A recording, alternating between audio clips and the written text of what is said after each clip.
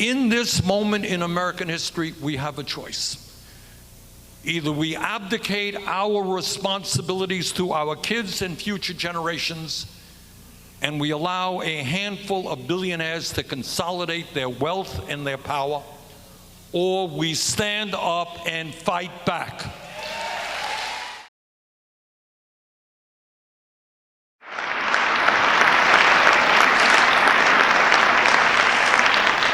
Thank you. It's widely held that the post-September 11th world will never be the same. And there's no doubt that 9/11 was an event of historic importance. However, it's less clear how it's going to affect the emerging framework of world power. Personally, I'm rather skeptical.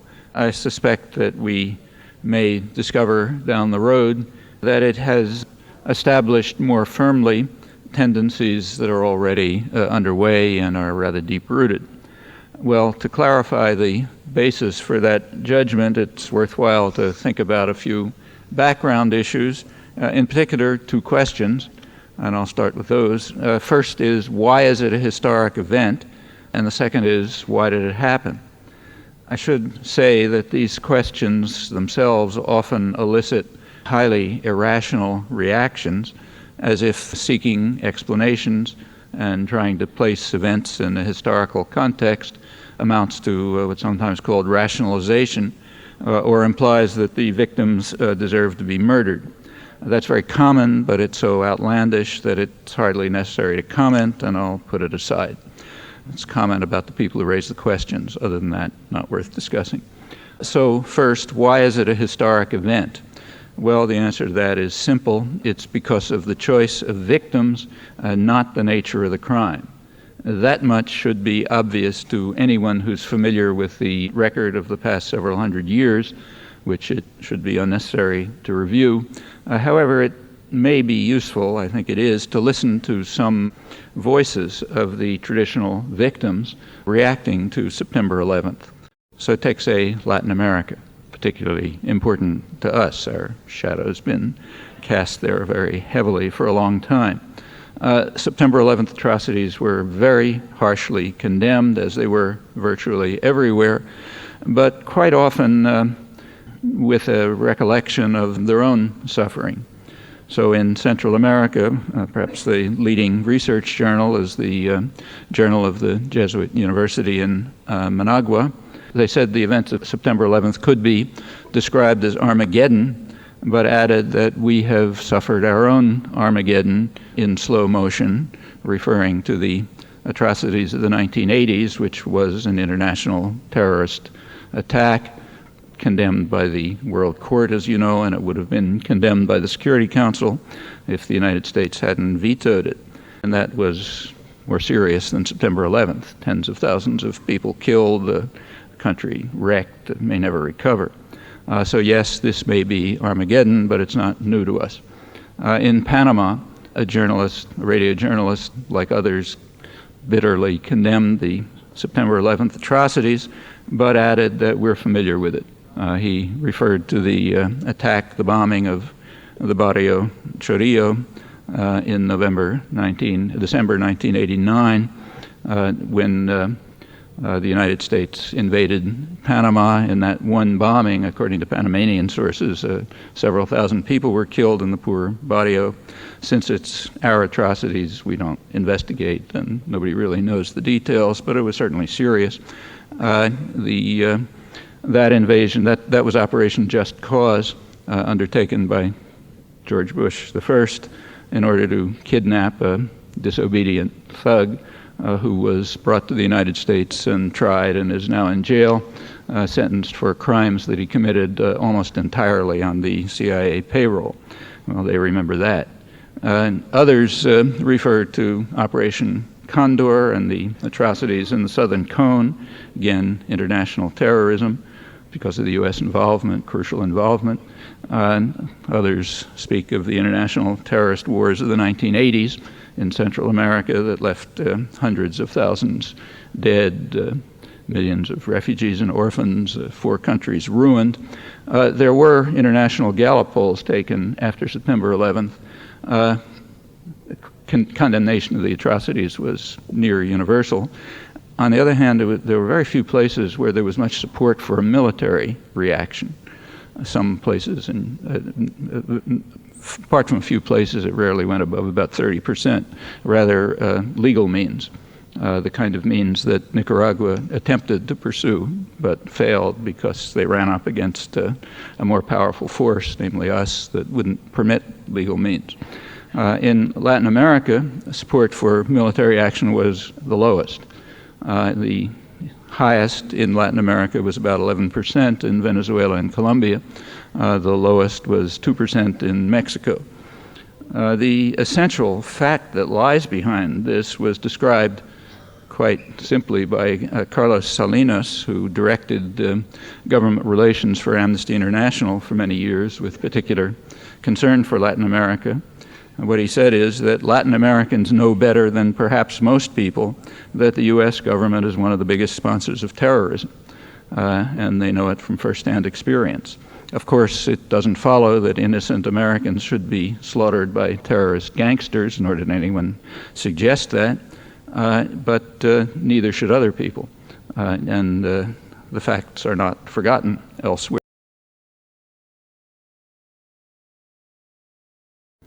Well, let's move to another part of the world where it happens it just was a few weeks ago, Diyarbakir in southeastern Turkey. This is the sort of unofficial capital of the Turkish Kurds. That's 10 or 15 million people. They have suffered horrendous atrocities in recent years, some of the worst atrocities of the 1990s. Several million refugees, tens of thousands of people killed, hundreds, thousands actually, of towns and villages destroyed, much of the countryside razed in Diyarbakir. There's nobody knows how many, but maybe hundreds of thousands of refugees in the region right nearby, outside the city walls, and living essentially in a dungeon, huge dungeon under terrific repression. Where did that come from? Well, it came from us. We paid for it. If you take a look at arms transfers to Turkey, Turkey was a major ally, of course, strategically placed in the Cold War and near the Middle East, so it always got heavy flow of U.S. arms. It shot up, however, as soon as the counterinsurgency operation against the Kurds began in the mid-'80s, remained high, escalated in the 90s, more or less as atrocities escalated, peaked in 1997. In the single year of 1997, Turkey got more arms than in the entire Cold War period up to the counterinsurgency combined. In fact, Turkey ended up being the biggest recipient of U.S. arms in the world outside of Israel and Egypt, not for Cold War reasons, as long after the Cold War, not for reasons having to do with the Middle East, but in order to slaughter and repress its domestic Kurdish population. Well, in Diyarbakir, as everywhere, there was harsh condemnation of the September 11th atrocities, but they don't overlook what I just described as easily as we do. Let's move a little bit to the south, to Lebanon and the Palestinian refugee camps. There, too, there was strong condemnation of the atrocities, but it was mixed. Many of them remember, in fact, everyone remembers the murderous invasions through the 90s, supported strongly by Clinton. Again, hundreds of thousands of refugees, hundreds of people killed. And there are very few who could possibly have forgotten 1982, when the invasion killed about 20,000 people, half destroyed Beirut. None of this was in self-defense. That's at last being quietly conceded in the United States, at least in the case of the 1982 war. The first recognition that I've seen is in a recent column by James Bennett in the New York Times, January 24th, column on another topic. But if you look in it, he says, he's their Middle East correspondent, he says the goal of the 1982 invasion was to install a friendly regime and destroy Mr. Arafat's Palestinian Liberation Organization. That, the theory went, would help persuade Palestinians to accept Israeli rule in the West Bank and Gaza Strip. That's quite accurate. It was, in fact, 20 years ago already openly called in Israel a war for the occupied territories. And it's quite important. These facts were reported extensively in Israel 20 years ago. They've previously been accessible here only in dissident literature. Of course, all of this was carried out with the decisive military and diplomatic support of the Reagan administration. Well, all of these things are extreme cases of international terrorism, if not the more severe crime of aggression, the major war crime. But let's give the benefit of the doubt to Washington and assume that it's only international terrorism. It surely satisfies the official U.S. definition of terrorism, which was formulated at the same time, the early 80s. That is, the calculated use of violence or the threat of violence to attain goals that are political, religious, or ideological in nature. You go back to James Bennett's description of the U.S.-Israeli invasion of Lebanon, fits that case, that definition precisely. Furthermore, by far the most extreme acts of terrorism, international terrorism, in the region in those years, the 1980s, were either U.S.-initiated or U.S.-backed, and that included the peak year of international terrorism, 1985. It was picked as the peak story of the year. These facts are misrepresented here in a most astonishing and revealing way. I'll come back to it if you like, but the facts are quite clear. You may recall that President Reagan's special envoy to the Middle East, who was more or less in charge of all of this, was a gentleman named Donald Rumsfeld, who's now running the military component of the current war on terror. Reagan's ambassador to Honduras, who supervised the international terrorist operations for which the United States was condemned by the World Court, is John Negroponte, who's now running the diplomatic component of the current war on terror at the United Nations. This is hardly ancient history. It bears rather directly on the current phase of the war on terror that was declared by the Reagan administration 20 years ago when it took office, with much the same rhetoric as today, and the same personnel, and was conducted in ways that may easily be forgotten here, but are not forgotten by the victims. You can do a little research project to see how well they're remembered here by just seeing how often any of this is brought up in the reams and reams of paper that have been devoted to the war on terror since September 11th. And that's an interesting insight into ourselves, the most important topic. We can learn more about the current phase of the redeclared war on terror by considering how the current international terrorist atrocities are regarded right now. Not ancient history like the 80s, but the current ones. Well, in fact, there is a lot of scholarly literature now on terrorism, big topic, and in it there is some reference to the 1980s. So if you take a look at, say, the journal Current History in December, good journal devoted to terrorism, they discuss, scholarly articles, mention the 80s as an era of state-sponsored terrorism in which the United States played a proactive role against terrorism, meaning international terrorism sponsored and run by the United States is a proactive role against terrorism. Orwell would have appreciated that. In Turkey, in April 2000, the State Department issued its annual report on international terrorism, and it singled out Turkey for, I'm quoting, for its positive experiences in countering terror. It also picked out Algeria for its positive experiences, one of the worst terrorist states in the world. And the third one that had positive experiences was Spain, not as bad as those two, but hardly very pretty either. So they had positive experiences in countering terror by carrying out some of the worst terrorist atrocities of the mid and late 1990s with crucial U.S. support. It was the lead story in the New York Times, reported by Judith Miller, who's their specialist on these topics, with no comment about what it meant. In the current scholarly literature, our war on terror, I'm quoting, has no better friend and ally than Turkey, thanks to the capabilities of its armed forces demonstrated in its anti-terror campaign. Okay, if Milosevic were an ally, he would not be standing before an internal court for facing war crimes trials. Rather, he'd be praised for the success of his anti-terror campaigns, and he would be chosen to lead new ones, much like Suharto was one of the great killers and torturers of the late 20th century. He was praised in the mainstream as a moderate who's at heart benign as the blood was flowing, and he was hailed as our kind of guy by the Clinton administration shortly before he was overthrown by popular rebellion. Actually, the U.S. ambassador in Pakistan is using the same words for Pakistan's dictator today. Turkey is grateful for U.S. support, for the support that you and I gave, decisive support, for its campaign of murderous state terror, as incidentally it was called accurately by Turkey's Minister of Human Rights and by very courageous Turkish intellectuals, among them a prominent sociologist who spent much of his life in prison for recording the facts. He actually rejected an award from the Fund for Free Expression here because of U.S. support for Turkey's murderous state terror. In gratitude for Clinton's enormous contributions to massive international terrorism, Prime Minister Ecevit was the first to offer troops to fight the war on terror in Afghanistan.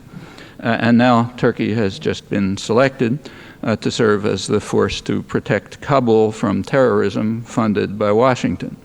There are others, too, who happily enlist on the war on terror. So no one's more enthusiastic than the Russians, who are eager to have U.S. support for their own monstrous crimes in Chechnya, or the brutal dictator of Uzbekistan, who's also our kind of guy right now. Well, again, Orwell would have been open-mouthed in astonishment as all of this proceeds, evoking little comment.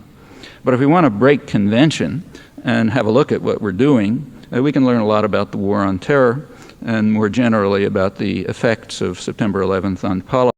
Well, let's move to today's headlines right now. So take Israel. Sharon is a man of peace, as the president just described him, despite an impressive record of terrorist atrocities, includes large-scale massacres of defenseless civilians back in the early 1950s, brutal expulsion of thousands of Bedouins 20 years later under the Labor government, destroying their lands, mosques, cemeteries, driving them into the desert to clear northeast Sinai for Jewish settlement, the background for the 1973 war, and including, of course, the 1982 war fought in Lebanon, killing 20,000 people in order to secure Israeli control over the occupied territories, and other atrocities, all of them international terrorism, because they rely crucially on U.S. support since the 1970s. And the last few weeks, horrible as they are nothing all that new. I personally saw similar things firsthand in the West Bank during the first Intifada, 1988.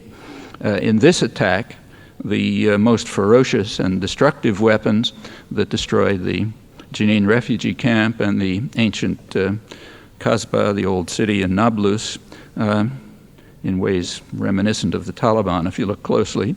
The most ferocious weapons were U.S. helicopters, supplied in the full knowledge that they're going to be used for those purposes. There's no doubt about it.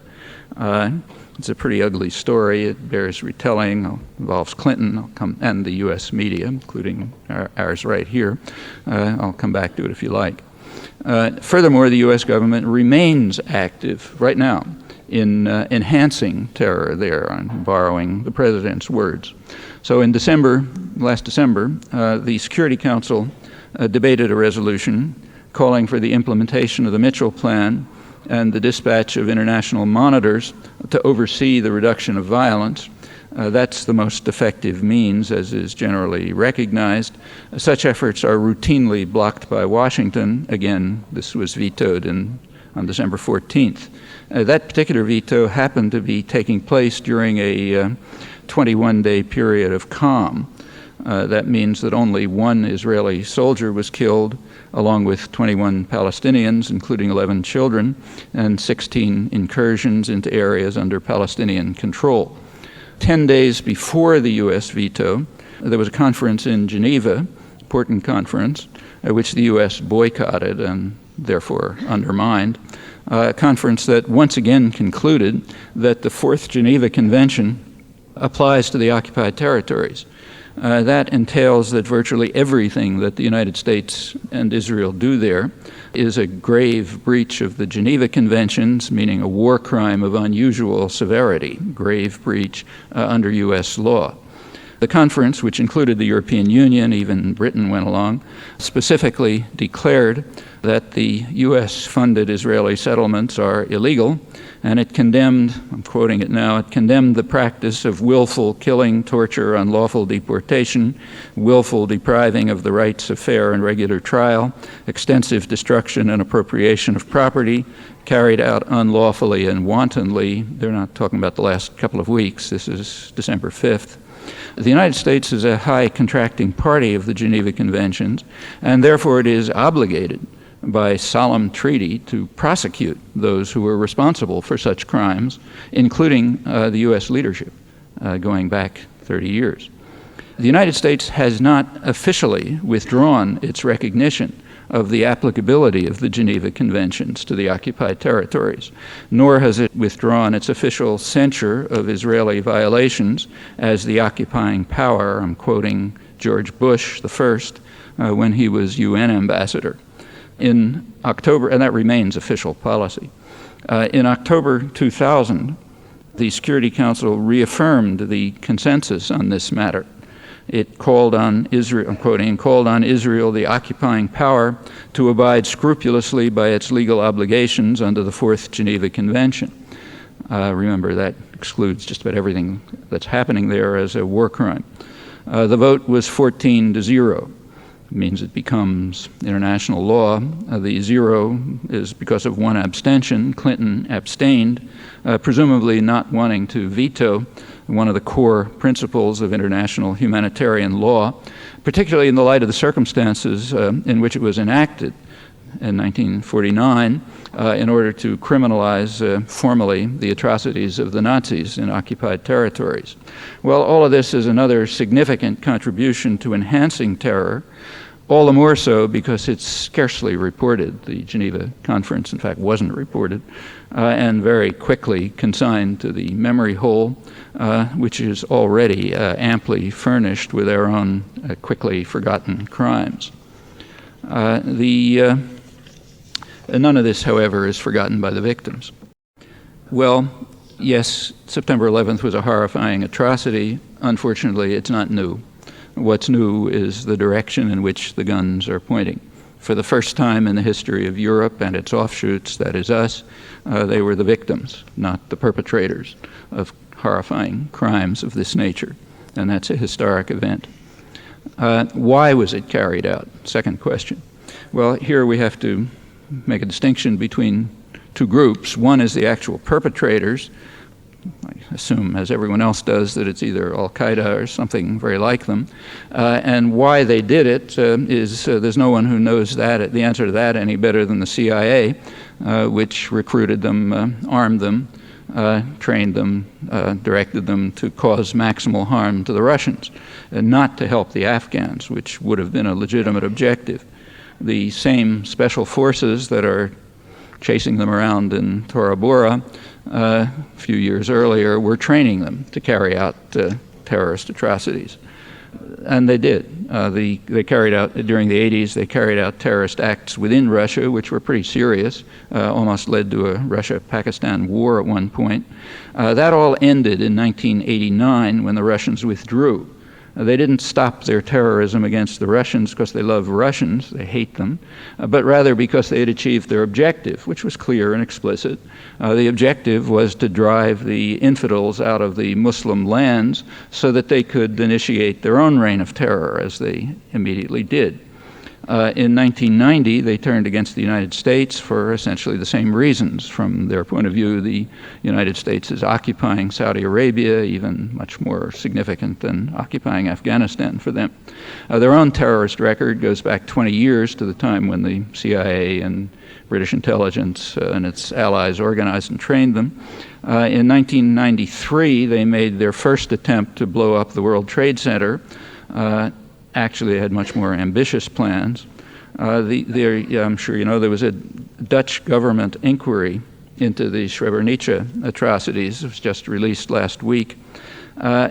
From it, we learned that at the same time that they were trying to blow up the World Trade Center, U.S. C-130s were flying radical Islamist mujahideen from Afghanistan to the Balkans, also Iranian-backed Hezbollah fighters, and also a huge flow of arms going through Croatia, which took a substantial cut. They were there to support the U.S. side in the Balkan wars, while Israel, Ukraine, and Greece were arming the other side, which explains why unexploded mortar bombs landing in Sarajevo sometimes had Hebrew markings, quoting a British political scientist reviewing the report that was published last week by the Dutch government. Well, why are radical Islamists attacking the United States while continuing to work as its agents? I think there's every reason to take them at their word on their answers to this, as the scholarly literature does, and I suppose the world's intelligence agencies as well, roughly what I just said. So that's the perpetrators. But then there's another very relevant population, a population in which bin Laden's horrendous words have a certain resonance. For example, the moneyed Muslims, as they were called by the Wall Street Journal, when it surveyed the attitudes of wealthy Muslims on September 14th, right after, a couple days after the World Trade Center bombing. That means they were interviewing in the Middle East bankers, lawyers, other professionals, managers of multinationals, some of whom describe bin Laden as, in their words, the conscience of Islam, even though they despise him and they fear him. They fear him for good reasons. They know that they are his primary targets. They are very strongly supportive of U.S. policies in general, but very bitter about the U.S. role in the region. And they state their reasons. The Wall Street Journal, to its credit, reported them accurately. Namely, the U.S. supports corrupt and repressive regimes that undermine democracy and development. And then there are particular policies, such as the support for the harsh and brutal Israeli military occupation, now in its 35th year, actions that devastate Iraqi civilian society while strengthening Saddam Hussein and others. Nobody surveyed opinions in the slums and rural villages, but if they had, they'd find similar reactions, but harsher ones, because unlike the moneyed Muslims, the people there don't understand why the wealth of the region should be drained to the West and to local collaborators rather than being used for the domestic population. Well, these attitudes, which are not exactly secret, provide some of the answers to George Bush's plaintive question, why do they hate us? And those who want to add some historical depth can easily do so. You can look back at the declassified internal record. So say back to 1958, which was a crucial year in U.S. foreign policy. In that year, and the records are declassified, in that year there were three major crises in the world. Eisenhower and Dulles, President, Secretary of State, insisted that there was no Russian connection in any of them, which is incidentally rather typical of the Cold War period when you look closely at particular cases. All three were oil producers.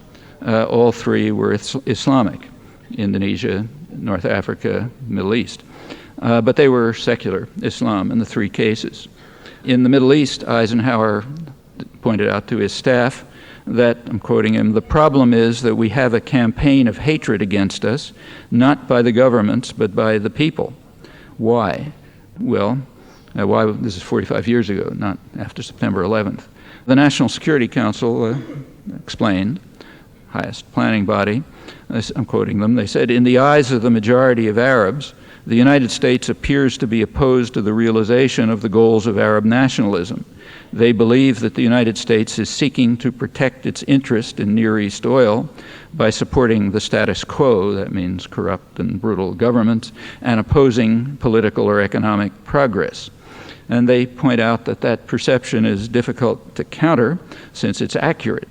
Our economic and cultural interests in the area have led not unnaturally to close U.S. relations with elements in the Arab world whose primary interest lies in the maintenance of relations with the West and the status quo in their countries.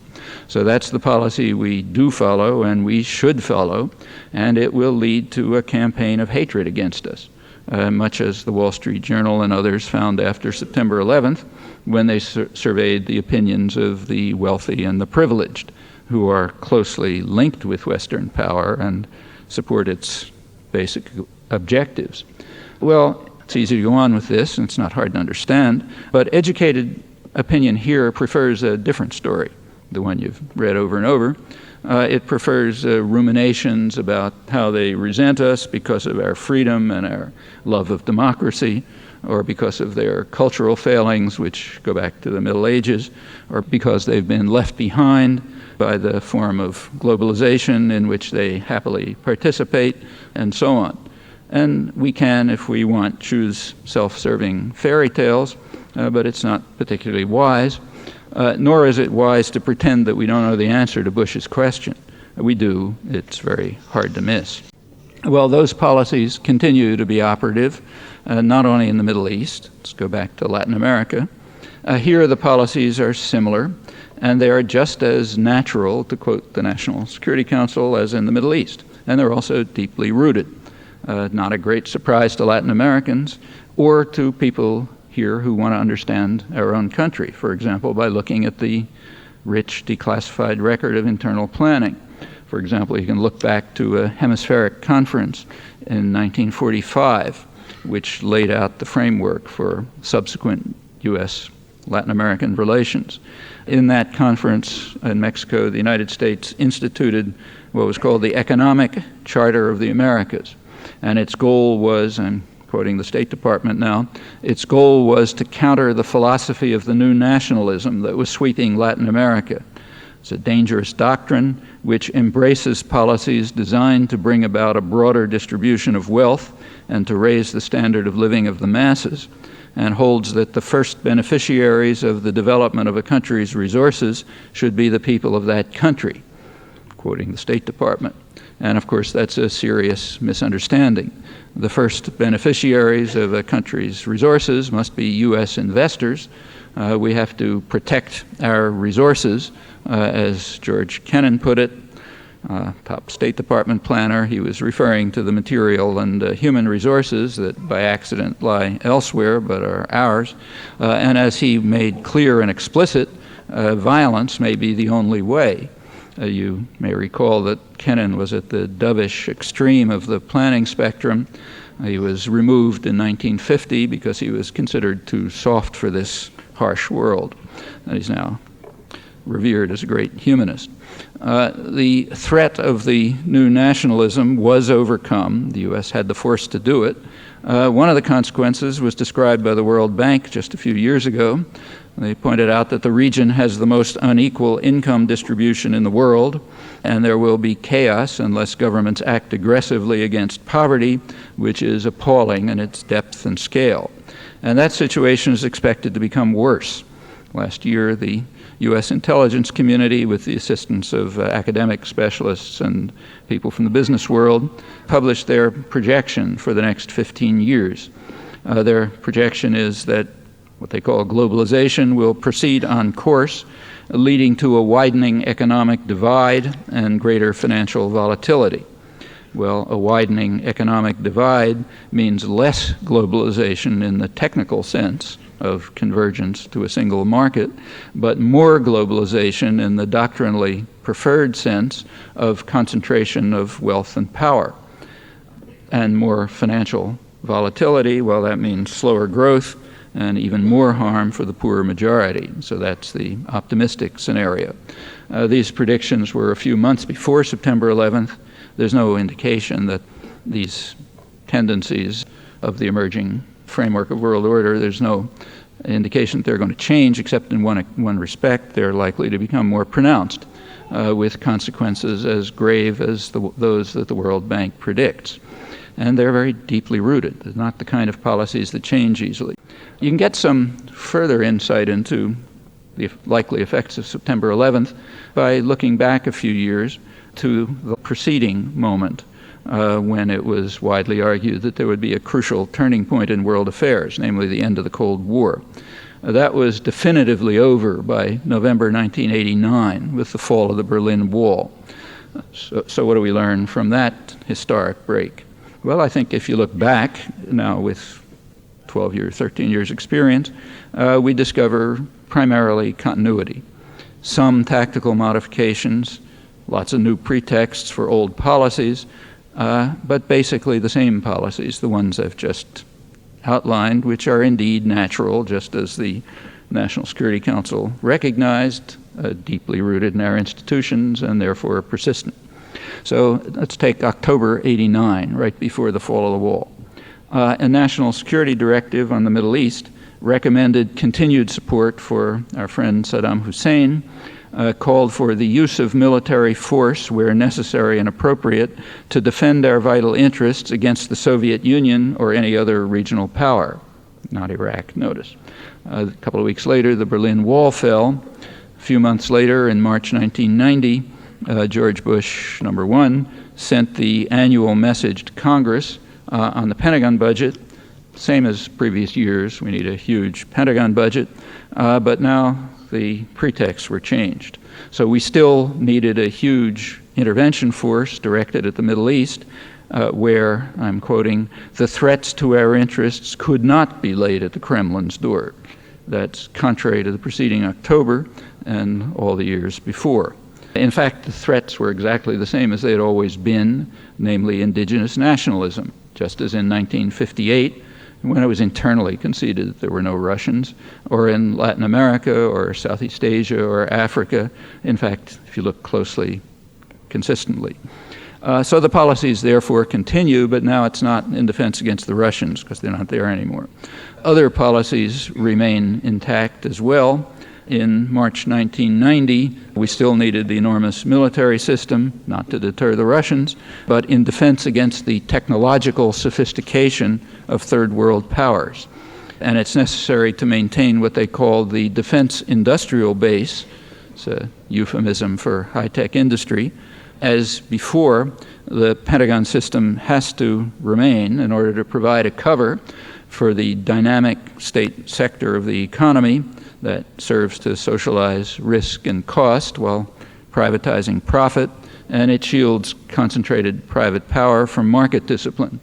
It's a leading factor in economic development and in the creation of the so-called new economy, and it also has to be extended without substantial change. Same after September 11th, but just intensified. Well, back to 1990, military tactics did change. The Pentagon explained at the time that the international environment has changed from the targets being weapon-rich, that's a reference to the Soviet Union, to being target-rich, that's a reference to the South, the rest of the former colonial world, where there are increasingly capable third world threats. It's the Joint Chief of Staff at March 1990, quite in conformity with the public message to Congress. Targets are now going to include nations capable of developing weapons of mass destruction. Well, who are they? Any nation is capable of developing weapons of mass destruction if it has some laboratories, a little bit of industry, some infrastructure, so that's just about everyone. The South is to be specifically targeted, as indeed had been true throughout the whole Cold War period, but now new options are available because the deterrent is gone, so we can do it more openly and with fewer devious means. Nuclear weapons remain the centerpiece of U.S. strategy, but now enhanced to include what are called mini-nukes, which are tailored for use against rogue elements. And these change now and then. So in 1988, shortly before, Nelson Mandela's African National Congress was designated officially as one of the more notorious terrorist organizations in the world, while South Africa was a valued ally, having killed only 1.5 million people in the surrounding areas, forget South Africa itself, just in the Reagan years. That was part of the war against international terrorism, which is now redeclared by the same people. A few years later, that calculation changed, and the recent past goes right down the memory hole, teaching us absolutely nothing. Returning to post-Cold War planning, Clinton's Strategic Command recommended that nuclear weapons should be used, when needed, in what they called preemptive reaction. Leave it to you to figure that one out. But even if they're not used, they cast a shadow over any crisis or conflict, so they must be available and visible to adversaries. The U.S. must also move on to placing offensive weapons in space.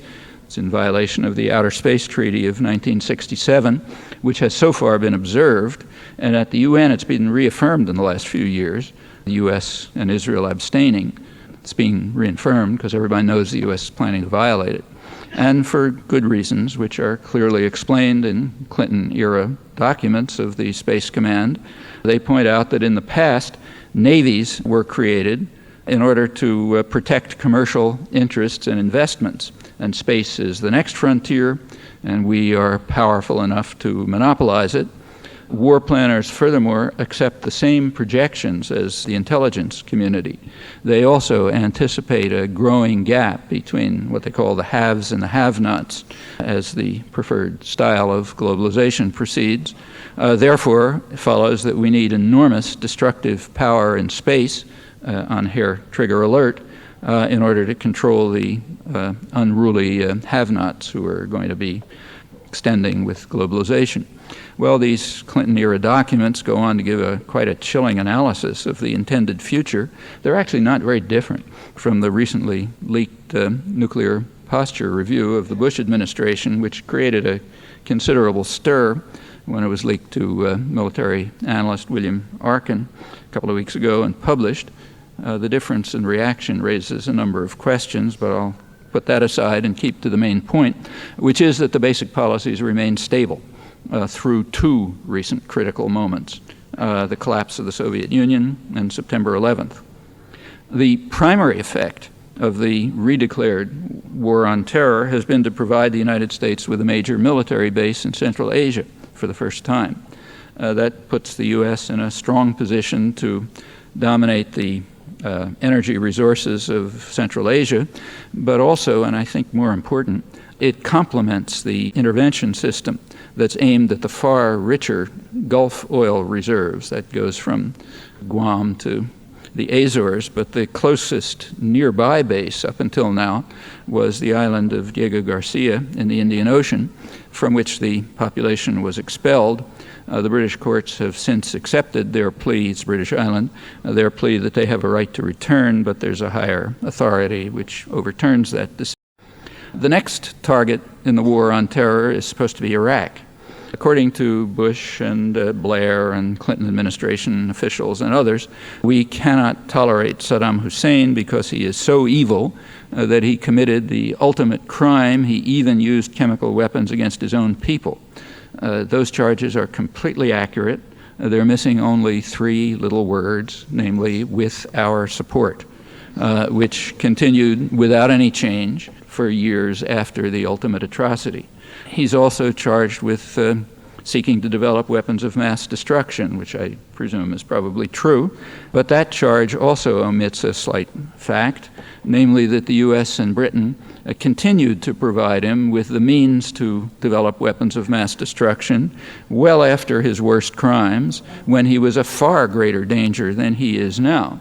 All of that means straight out that we can't possibly take these official pretexts seriously, and anyone who even repeats them is just saying, I'm a servant of power and a total hypocrite. But there are more obvious reasons. There are reasons. There are reasons and obvious reasons to overthrow the old friend and trading partner of George Bush I. Namely, he's sitting on the largest oil reserves in the Middle East after Saudi Arabia. And one way or another, the United States is likely to try to regain control over them, and the post-September 11th circumstances do provide a window of opportunity. However, the project faces several problems. The most fundamental one, I think, is trying to find an acceptable successor regime. And that's not simple. the successor regime has to meet some conditions. It cannot allow any democratic tendencies, because if it does, the Shiite majority might influence policy towards accommodation with Iran, and the U.S. doesn't want that. And furthermore, the Kurdish minority might gain rights that would threaten U.S.-backed repression of Turkey's Kurdish population, which remains very severe. That issue is not a new one. It rose in April 1991, right after the Gulf War. At that time, a Shiite rebellion took place in the South, which might have overthrown the monster, but the Bush administration intervened. It refused to allow rebelling Iraqi generals access to captured equipment, and it authorized Saddam to use military helicopters and other armed means to drown the rebellion in blood. Later, Stoneman Norman, who was in charge, claimed that he'd been snookered by the devious Saddam. He hadn't realized that when he authorized him to use air power, he would actually use it. The basic problem at that time was explained by Thomas Friedman, who was then chief diplomatic correspondent of the New York Times, so he's articulating State Department concerns. He pointed out that the best of all worlds for the United States would be an iron-fisted Iraqi military junta ruling Iraq just as Saddam did, much to the pleasure of U.S. allies Saudi Arabia and Turkey, and of course the boss in Washington. But since clones couldn't be found, the U.S. was stuck with second best, namely Saddam himself. Well, that problem still remains.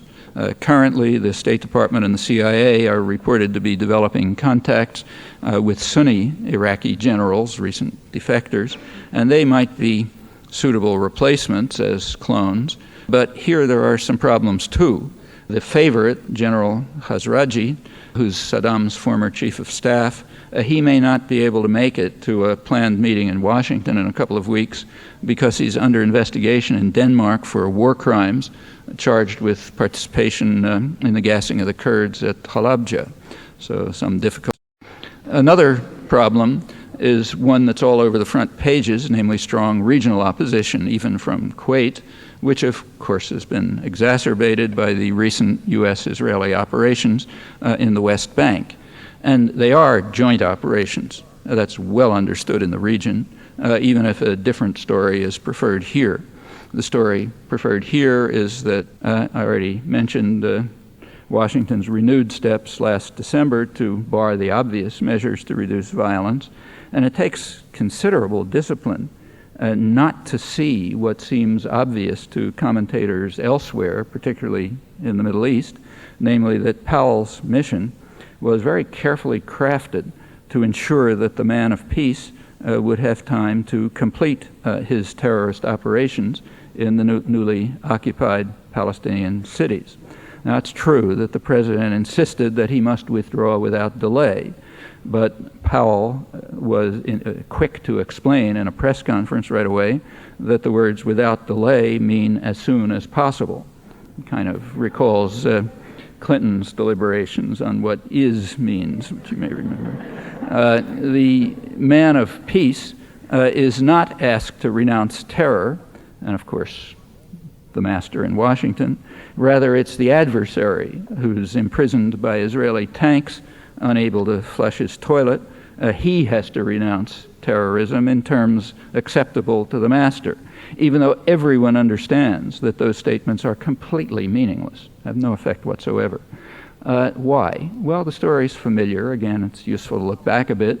Powell, who's the administration's good guy, is following the model of Secretary of State George Shultz, who was the official moderate back then, in the Reagan years. This at a time when the United States was becoming an object of international ridicule in the late 80s because of its unwillingness to hear that the PLO was calling for negotiations and political settlement with increasing intensity, while the United States and its Israeli ally were refusing on the alleged grounds that the PLO had not renounced terrorism, unlike, say, the United States and Israel, which can't carry out terrorism by definition. In his memoirs, Shultz recalls all this with pleasure. He describes how he informed the President Reagan, that Arafat had said unk, and kol, kol, kol, but he hadn't yet said uncle with sufficient humility to be acceptable to Massa. The purpose is humiliation and degradation, not of Arafat specifically, but of the Palestinians as a whole, for whom he's a national symbol, and they have to be taught that they cannot lift their heads in standard Israeli parlance. 20 years ago, during another one of the periodic outbursts of state terror in the occupied territories, a very respected centrist commentator in Israel, Yoram Perry, wrote that 15 years, that's what it was then, 15 years of occupation have taught Israeli soldiers that the task of the army is not only to defend the state and the battlefield against foreign enemy, but to demolish the rights of innocent people because they are Arabushim, living in territories that God promised to us. Arabushim is the Hebrew word that's the equivalent of niggers or kikes. He and others were horrified not only by the vicious brutality, but also by the techniques of humiliation. For example, writing identification numbers on arms of prisoners on the day of the Holocaust, which is a practice renewed in the past few weeks, again arousing horror.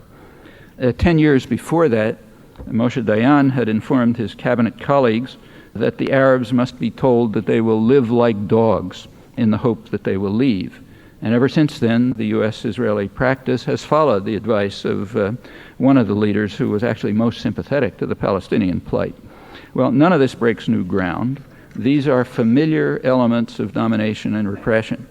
Humiliation and degradation are at their core. Comes second nature to anyone with their boot on someone's neck. It's well known to anyone who's studied the history of imperialism and conquest. And it's not at all surprising that the United States and Israel should now be infuriated by their loss of a monopoly of violence and terror, though by virtue of their power they remain well in the lead. Well, the official justification for the perpetuation of many years of repression and terror is that the Palestinians rejected the magnanimous and generous offer of Clinton and Barak at Camp David in the year 2000, so they deserve their fate. And there's a simple way to evaluate that claim, very simple. Have a look at a map, okay? Unfortunately, it's a difficult task to carry out because none were published, which is interesting. It's not that it's hard to publish map. You want to know if the offer was magnanimous? Take a look at the map. That'll tell you. It's easy enough. I mean, they were published in Israel, in the Israeli press. They were published in marginal publications here. And unless there's something to conceal, they would have appeared regularly on the front pages here, along with the chorus of self-praise about our magnanimity. And a look at the maps reveals very quickly why they did not appear. It is true that the Clinton-Barak offers registered some progress. At the time of the negotiations, Palestinians in the West Bank were confined to over 200 isolated cantons, and the magnanimous offer reduced it to 4. Therefore, it approached from below, remember. It approached from below the moral level of South Africa in the depths of apartheid 40 years ago when the first Bantustans were established. Bush and Powell have regressed even below that. They are offering no more than a vision of what South Africa actually implemented 40 years ago. There's also been no change in the intentions, which are openly announced, described by Barak's chief negotiator at Camp David, Shlomo Ben-Ami, one of the architects of the Camp David Accords and a dove in the Israeli spectrum. He explained, just before joining the government in 1998, he explained the intention of the Oslo process, namely to create a neo-colonial dependency for the Palestinians in the occupied territories with permanent dependence on Israel, meaning the U.S.-Israel alliance. So, Bantustans. And the analysis is correct, and it should have also made headlines, right along with the unpublished maps and along with the actions which were taken at the time to drive the point home. The final Clinton-Barak year, in that year, settlement programs expanded to their highest peak since 1992, pre-Oslo, under Sharon. Well, you take a look at history, it again reveals the continuity of policy. So right now there's a great deal of interest in the Saudi peace plan, which was adopted by the Arab League in March. And this is regularly described here as a historic opportunity if only the Arab states will at last accept the existence of Israel, as in fact they have repeatedly done, along with the PLO, since January 1976, when they joined the rest of the world in backing a Security Council resolution which called for a political settlement based on Israeli withdrawal from the occupied territories with, I'm quoting it, appropriate arrangements to guarantee the sovereignty, territorial integrity, and political independence of all states in the area and their right to live in peace within secure and recognized borders. So that's in effect UN 242, the basic document, amplified to include a Palestinian state. As usual, the resolution was vetoed by the United States, which is a double veto. It vetoes it from history. Similar initiatives have regularly been blocked by Washington right to the present. A majority of Americans also support the political settlement that is now reiterated in the Saudi plan, but unless they undertake a research project, Americans cannot know that the primary barrier to the diplomatic settlement that they support happens to be the Washington-Israel alliance, as it's been for 25 years, actually longer if we look closely. Well, unless this changes, and that means changes right here, the prospects there are for descent into even more bitter tribal warfare with ominous consequences that are likely to spread well. Well, finally, looking back over quickly, very quickly over a longer stretch, at the end of World War II, the United States had a position of global wealth and power that had no analog in human history. With the reconstruction of other industrial societies, the U.S. share of global wealth declined from about half after the Second World War to about a quarter by the 1970s. That's the time when the major critical change in post-war policy took place, namely the post-war economic system was dismantled and the current neoliberal framework was established. It's been accompanied for the past 25 years by deterioration in major macroeconomic indices, apart from countries that didn't follow the rules, and a notable attack on the substance of democracy. These are important topics, but I can't go into them now. Well, by the 1970s, the world had become economically tripolar, with roughly comparable centers in North America, Europe, and East Asia, but it was militarily bipolar, US and Russia. And each of the superpowers imposed constraints on the other. And the Cold War conflicts, which were of course violent and destructive, were within the domains of the superpowers. With the collapse of the Soviet Union, the world became unipolar militarily, remaining tripolar economically as it is now. A couple of years ago, Harvard political scientist Samuel Huntington wrote in the main establishment journal, Foreign Affairs, that much of the world, he seemed to imply most of the world, considered the United States to be a rogue state, the greatest threat to their existence, possibly a reasonable estimate, and possibly more so today. It can also be reasonably argued, I think, that the evolving system of state corporate power based in Washington, it's a threat to its own population, us. The tendencies that lead in that direction are very real, they're not inexorable, and there are others that strongly counter them. Well, if you look over the centuries, there's been significant expansion in the realm of freedom and justice. There are periods of regression, but the cycle is generally upward. As always, human affairs are scarcely predictable. Very little is understood, and too much depends on will and choice. The emerging framework of world power should not be an object of detached contemplation, but has to be forged by dedicated work and struggle, always based on an effort to dismantle doctrinal constraints, to see what's before our eyes, which is not really very deeply hidden.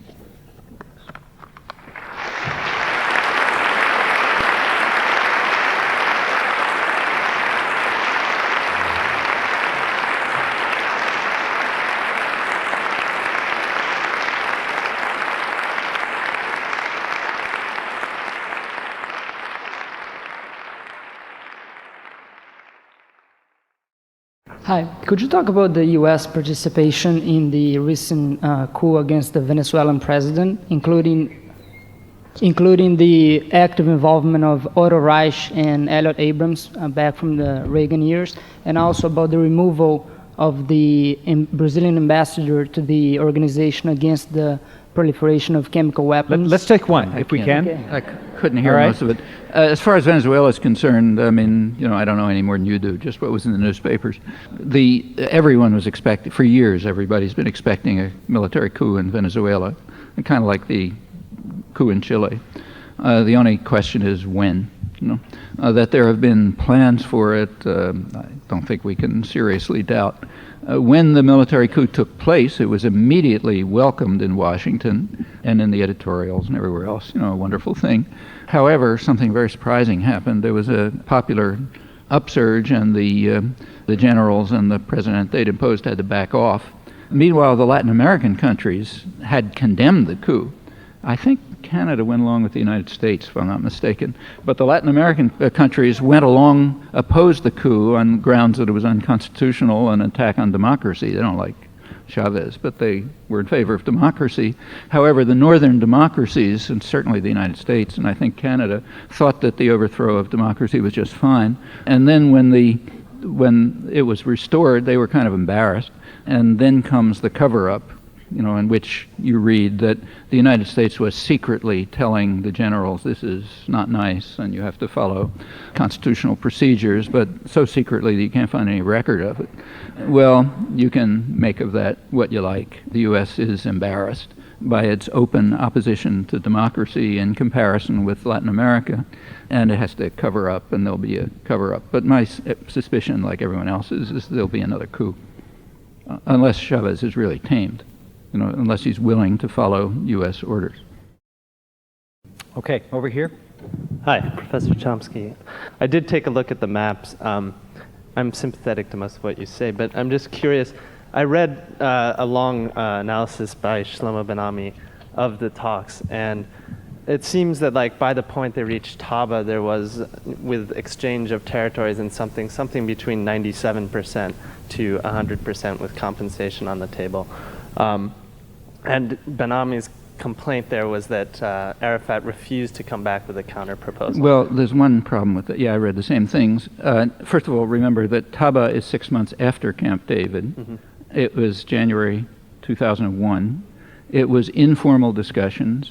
And what happened to the Taba, we can talk about what the Taba agreements were, and we know a lot about them because there's a report by the European observer, Moratinos, approved by both sides, which describes in detail what they were talking about, so I can go into that if you like.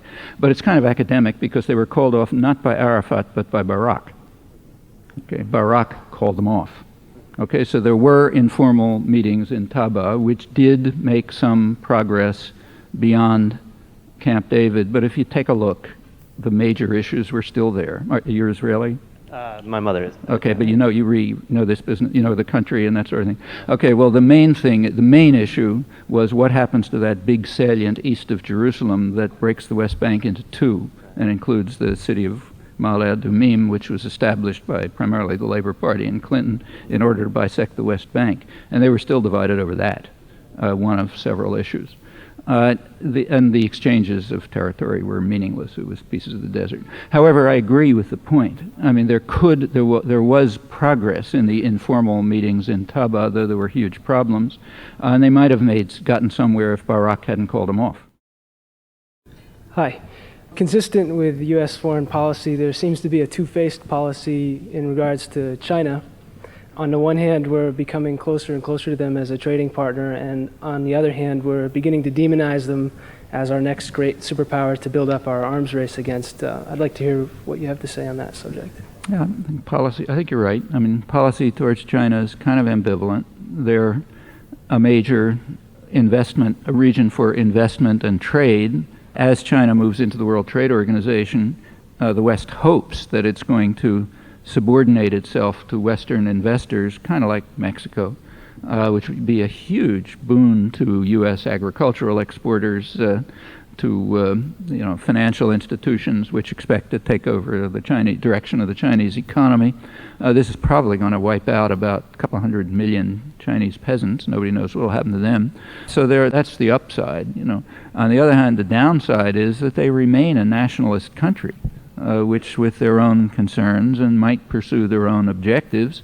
They're not going to invade anybody, but it's a powerful force that might be part of an independent Asia.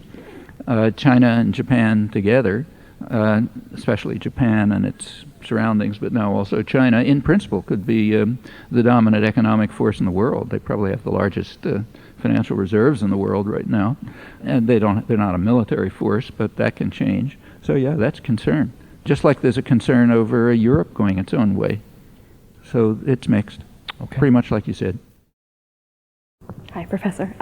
Some commentators say that we have to wait for a new generation of leaders in Israel to even begin to achieve peace. Even with a new generation of leaders, do you believe it's possible to even achieve peace within the Middle East? Could you comment on that? Do I agree? No, I think the main problem is right here. I think the main problem is right here. It's very easy to blame other people for the terrible things they do, right?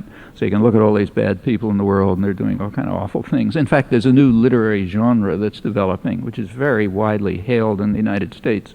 You can read, laudatory reviews in all the main papers. It's a series of books, one by the head of the Human Rights Center at Harvard, which do talk about a flaw in the American character and therefore are extremely courageous.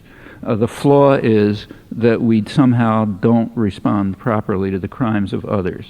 Okay, you take a look at those books and the laudatory reviews and the indices and so on, you notice there's a slight gap. How do we respond to our own crimes?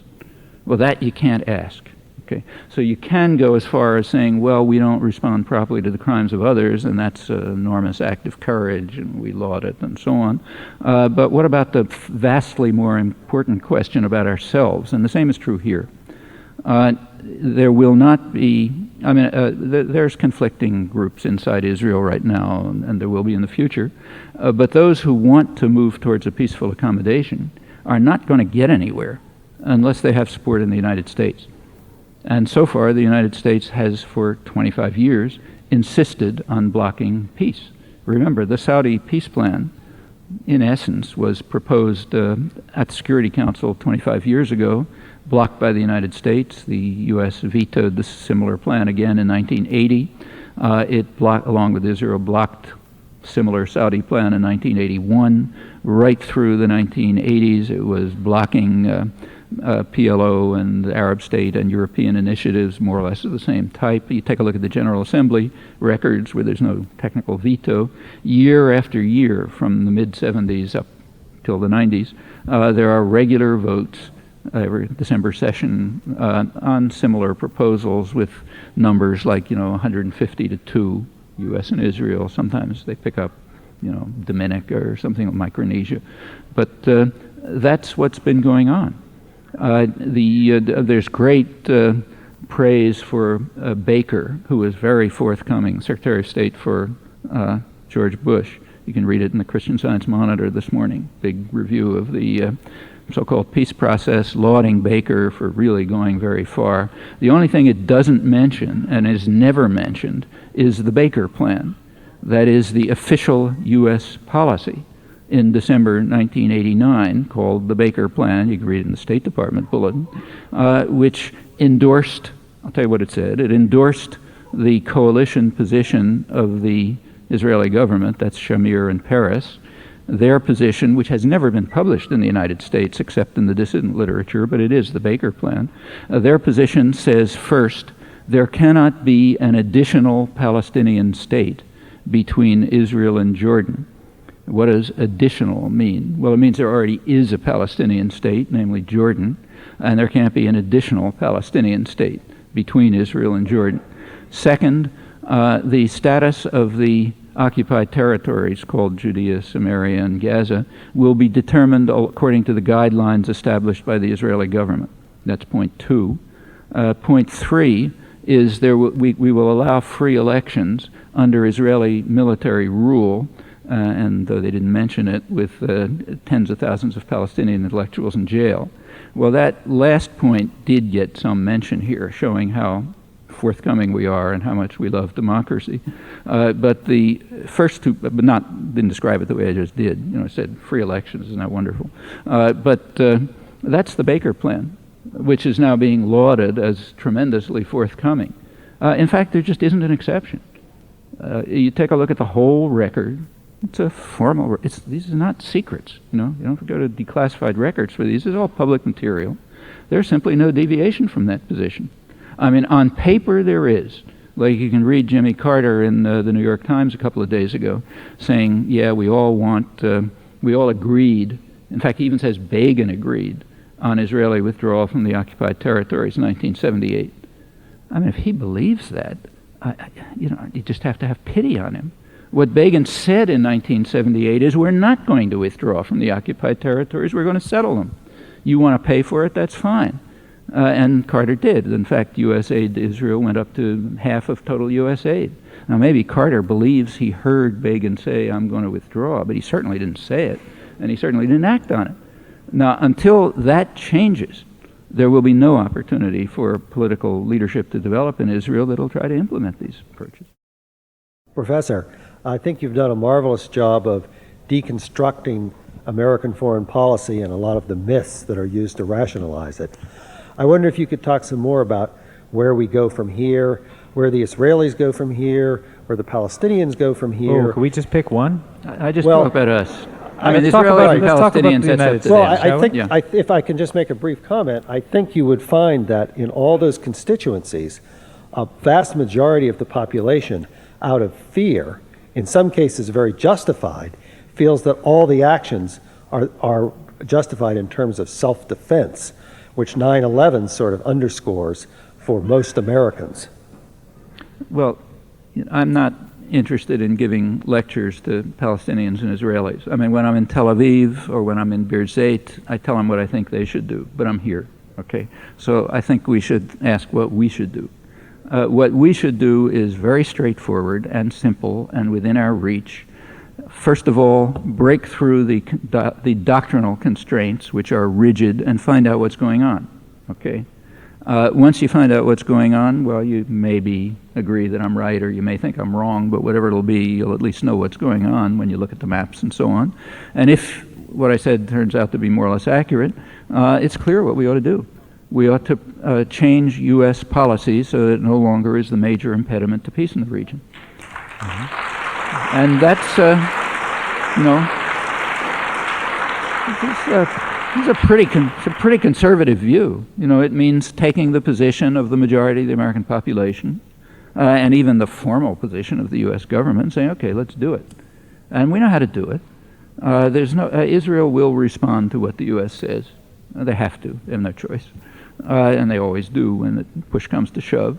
If there's any resistance, you just make a hint that maybe we'll suspend arms shipments for a little while. But there's no real need. If the U.S. agrees to accept the long-standing international consensus on this and the position of its own population, yeah, you can move towards the kind of settlement that everyone more or less agrees is the only short-term possibility.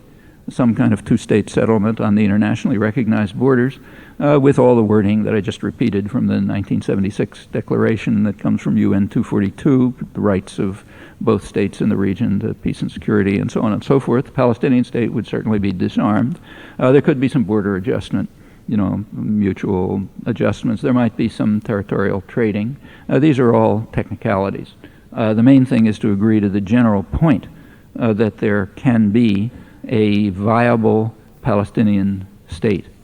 Unless that's agreed to, there won't be any progress, and the U.S. has so far totally refused that. We have time for one more question, so for those of you who've been standing, I apologize.